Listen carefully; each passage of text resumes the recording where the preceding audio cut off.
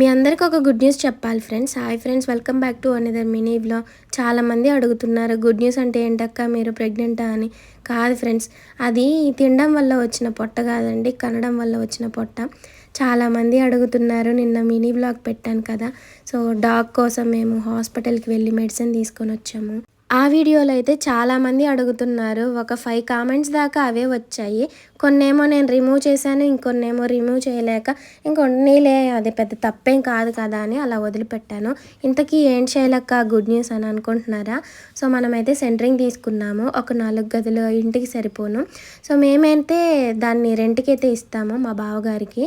So ఇంకా ఎందుకు తీసుకున్నామని అంటే, మాకు ఒక పర్సనల్ లోన్ అయితే ఆఫర్ అయితే చేశారు. వాళ్ళు ఊరికి కాల్ చేసి లోన్ వచ్చింది తీసుకోండి అని మమ్మల్ని బాగా చికా చేస్తున్నారు. పిలిచి మరీ పిల్లనిస్తుంటే వద్దనుకుంటామా చెప్పండి? ఫస్ట్ అయితే వద్దనుకున్నాం, ఆ తర్వాత ఆలోచించి తీసుకొని గోల్డ్ చేయించుకుందాం అని అనుకున్నాం. కానీ గోల్డ్ చేయించుకుంటే మళ్ళీ తర్వాత దానివల్ల నాకేం డబ్బులు అయితే రావు కదా.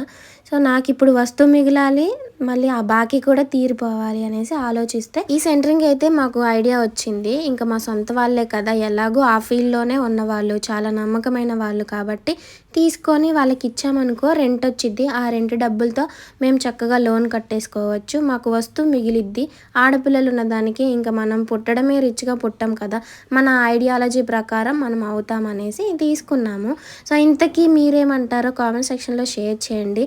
ఇంకా ఈ 5 సంవత్సరాలు రేవంత్ రెడ్డి ఇల్లులు ఇస్తారు కాబట్టి ఇంకా ఎలాంటి డోకా ఉండదు ఇళ్ళకైతే. ఇంకా మీరేమంటారో కామెంట్ సెక్షన్లో షేర్ చేయండి. నా ఐడియా బాగుందా లేదా చెప్పండి, ఓకేనా? ఇంకా మార్నింగే లోడ్ వచ్చింది. మేము ఎన్ని బోర్డులు తీసుకున్నామంటే 125 అనమాట. సో ఒక్కొక్క బోర్డు కాస్ట్ అనేది నేను నెక్స్ట్ వీడియోలో షేర్ చేసుకుంటాను, ఓకేనా ఫ్రెండ్స్? వీడియో నచ్చితే లైక్ చేయడం మాత్రం మర్చిపోవద్దు. అలాగే ఫస్ట్ టైం మన ఛానల్లో వీడియోస్ చూస్తున్నట్లయితే వెంటనే సబ్స్క్రైబ్ చేసేసుకోండి. ఇవాళ వంట మొత్తం మా హస్బెండ్దే. ఇంకా లోడ్ దించేసిన తర్వాత ఇంకా తనైతే దోశలు అయితే వేస్తున్నారు. నాకు కొంచెం హెల్త్ అయితే బాగాలేదు, బ్యాక్ పెయిన్ వస్తుంది, అందుకోసం అనేసి ఒక వెరైటీ దోశ కూడా వేశారు. ఇంకా మామిడికాయ పచ్చళ్ళలో నూనె ఉంటుంది కదా, ఆ నూనెతో దోశ వేశారు. చూడ్డానికి వింతగానే ఉంది, నాకైతే అసలు నచ్చలేదు. మీకు ఎలా అనిపించింది? మీరు ఎప్పుడైనా ఇలా ట్రై చేశారా? మామిడికాయ పచ్చళ్ళలో నూనెతో చికెన్ కర్రీ, చేపల కర్రీ వండుతారు, కానీ నేను ఇలా దోశ ఎప్పుడూ చూడలేదు.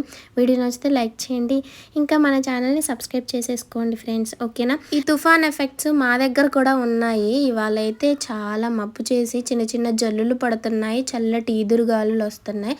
మా పిల్లలకైతే హాలిడేస్ ఇచ్చారు, అంటే హాలిడేనే ఒక్కడేనే ఇచ్చారు. అసలుకి ఇవాళ వాళ్ళకి ఎగ్జామ్స్ ఉన్నాయి, కానీ పోస్ట్ పోన్ చేశారు ఈ ఒక్క ఎగ్జామ్ని. ఇంకా మా మోను వాళ్ళైతే చాలా అంటే చాలా హ్యాపీ. ఎప్పుడు సందు దొరుకుతుందా, ఇంటి దగ్గర ఉందామా అని చూస్తున్నారు. సో వీడియో ఇంతే.